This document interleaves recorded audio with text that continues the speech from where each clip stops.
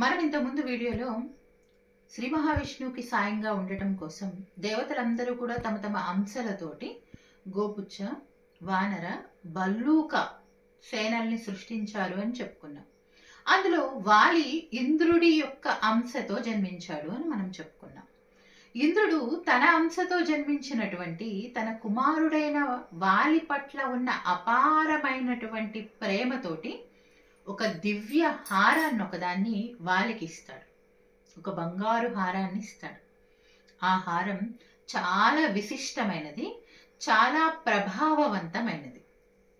దాని ప్రభావం ఏమిటి అంటే, ఒకవేళ ఎప్పుడైనా యుద్ధ సమయంలో వాలి గనక ఆ హారాన్ని ధరించి యుద్ధానికి గనక వెళ్తే, వాలితో ఎవరైతే యుద్ధం చేస్తున్నారో ఆ శత్రువు యొక్క బలంలో సగం బలం వాలికి వచ్చేస్తుంది.